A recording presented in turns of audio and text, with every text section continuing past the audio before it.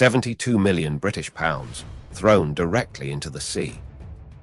In mid-2026, the Royal Navy committed its ultimate modern blunder by quietly dismantling the freshly upgraded amphibious assault ship HMS Bulwark at Devonport Naval Base to be used as a spare parts graveyard, all because of an acute crew shortage.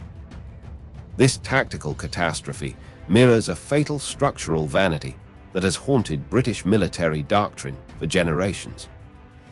To understand how a navy that once ruled the waves ended up cannibalizing its own frontline warships to save a pair of broken supercarriers, we must look back 85 years to the ultimate disaster of the prestige trap.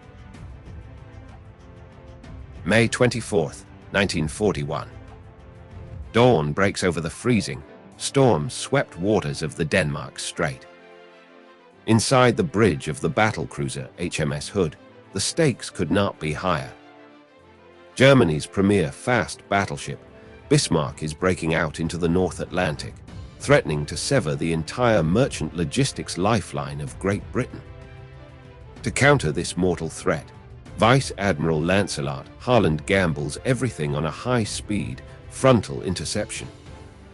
He knows his massive ship is a giant with feet of clay, burdened with an obsolete, layered armor design that cannot withstand long-range, plunging fire. His only savior is to close the distance rapidly, forcing the incoming German shells to strike his thick belt armor rather than his fragile decks. But new eyewitness testimony from the deck of the trailing battleship, HMS Prince of Wales, confirms that the Royal Navy was already out of time. At a distance of 24,000 yards, the mechanical computer fire control systems of Bismarck achieve a devastatingly tight salvo spread. A heavy armor-piercing shell punches through the unarmored ventilators on Hood's upper deck, initiating a catastrophic delayed action ignition deep inside the cordite magazines. Holland desperately orders a sudden turn to port to bring his rear main batteries to bear, but the fatal blow arrives before the rudders can even swing the ship. The mighty symbol of the British Empire vaporizes in a towering pillar of flame, sinking in just 3 minutes. Before we go on, what do you think is the biggest mistake a navy can make during a budget crisis?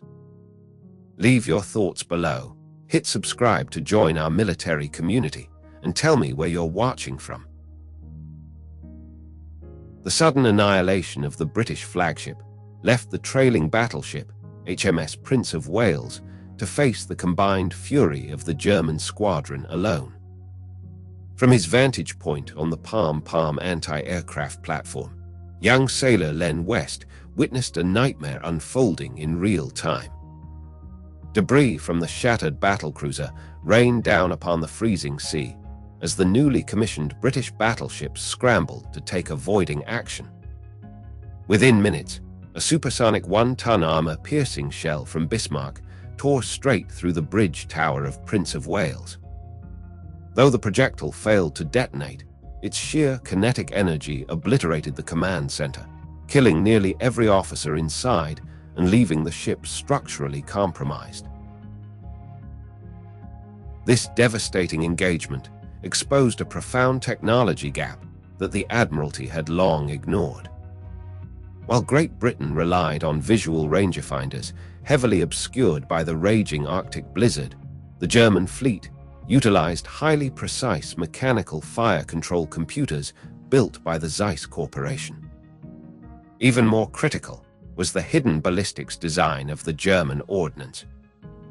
Unlike British shells that exploded immediately upon contact, the German armor-piercing rounds featured a sophisticated delayed action fuse. This mechanism allowed the shell to pierce deep into the vital, unarmored internal spaces of a ship before triggering a massive explosion. By 0845 that morning, the heavily damaged Prince of Wales was forced to break off contact, retreating under a defensive smoke screen. The myth of British naval supremacy had vanished into the icy depths of the Denmark Strait in less than a quarter of an hour. The failure was not a matter of bad luck, but the direct consequence of sacrificing critical armor protection for political prestige. London had spent 2 decades parading an obsolete vessel around the globe as a diplomatic showpiece, while failing to provide it with the necessary modernization to survive modern warfare. The shockwaves from the destruction of the premier battlecruiser forced an immediate, radical shift in global naval doctrine. For over a century, the strength of a global superpower was measured by the sheer size and caliber of its big gun capital ships. The catastrophe in the Denmark Strait conclusively proved that without a balanced fleet architecture, these giant vessels were merely fragile political targets. The Admiralty immediately recognized that the age of the heavy battlecruiser was dead, pushing naval engineers to focus exclusively on heavily armored fast battleships and the rapid development of aircraft carriers capable of neutralizing threats from hundreds of miles away. This historical lesson resonates directly into the modern defense crises facing the West today. The British Ministry of Defense has routinely chosen political symbolism over combat readiness, creating a dangerous imbalance within its surface fleet. By forcing the retirement of tactical assets like the Albion-class amphibious ships to preserve the multi-billion-pound Queen Elizabeth-class aircraft carriers, Whitehall is repeating the exact strategic mistake of 1941. These modern supercarriers require immense support networks of destroyers and frigates for basic air and anti-submarine defense. Yet, due to severe budget constraints and acute engineering shortages, the active escort fleet has been reduced to an all-time low. Sending a massive flagship into a contested maritime environment without an adequate protective shield creates a terrifying strategic vulnerability. In the high-stakes geopolitical arena of the Indo-Pacific region, a navy that prioritizes empty prestige over operational resilience is inviting a modern disaster. Just as the lack of adequate armor upgrades doomed the nation's favorite warship 85 years ago, the current practice of hollowed-out fleet management leaves today's sailors exposed to advanced anti-ship missile threats without sufficient guards. Ultimate naval strength cannot be built on giant political symbols that a nation can neither adequately fund nor defend.